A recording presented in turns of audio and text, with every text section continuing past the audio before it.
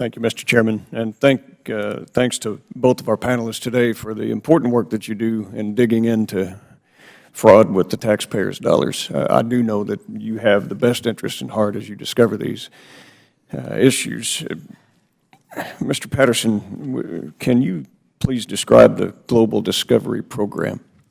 So, sir, I have limited knowledge on this program in my current role, and I know that I believe our administrator has met with members already to discuss this, and I think is scheduled back for additional meetings.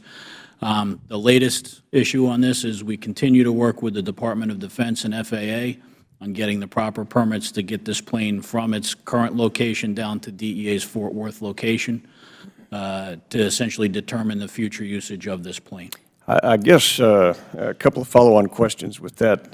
You know, this French-built ATR 42-500 aircraft, there's a lot of other twin turboprop aircraft that could be used for surveillance other than a 45-passenger plane that's often used in commercial aviation. Do you have any idea why a French-built aircraft was selected, being on average millions of dollars more expensive than some other platform? To give you the most candid answer I can, I have absolutely no idea why. That might be worth investigating. And while we're going on that loop, at 2008, this aircraft cost, I believe, somewhere in the neighborhood of $8.5 million. Today, they cost around $12 million. We've currently spent, going on now, what, $86 million in modification. How many aircraft could you buy? 10 at the 2008 rate. Were you also aware that there was $6 million worth of damage done to the aircraft as they're trying to install the different radars and cameras that they're not going to be able to install now? I am aware that there was damage done. Again, I have limited... How was the damage caused? I don't know, sir. I have limited visibility. I'd certainly like to take this back and have the right people. Yeah, you know, the FAA, they kind of certify, you know, mechanics and things to install and look at things. We might want to look at that before we go destroying $8 million aircraft and turning them into $86 million expenditures. $2 million from the DEA, as I understand it, spent on a hangar that will not be used in collaboration with Department of Defense for this aircraft that will not fly and now will not be used in Afghanistan. And in addition, there were modifications made to existing hangars in Afghanistan. Can you speak to some of that? Obviously, with the downsizing of our workforce in Afghanistan, the usage of the plane there wouldn't make practical sense. So, Has anyone considered the downsizing of the airplane? Maybe it's elimination, or it's selling and cutting losses.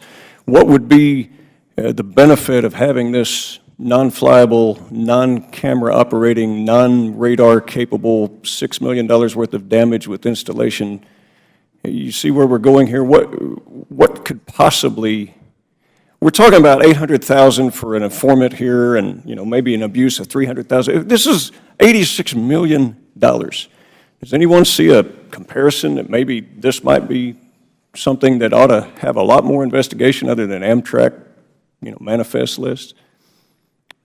look, I agree with you, and I believe, and Mr. Horowitz may know better than I do, that the DOD is also looking into these issues, but I'm not familiar with their investigation or what they're doing.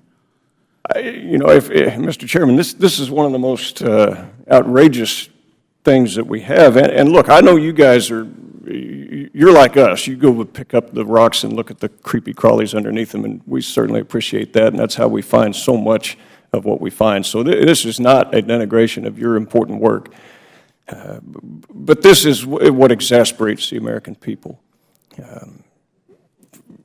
U.S. dollars, I love the French, great people, great ally. They're always there with us, you know, on our endeavors, great foreign policy partner. We make aircraft in the United States as well, probably a lot cheaper than what we've done. These are things that we really have to dig into because of all of the items that we've looked at in what you've presented to us this morning. None is as egregious as this. And just the $6 million worth of damage, you know, could go for a lot of paying Amtrak manifest, you know, to people that don't deserve it that you could get in other ways.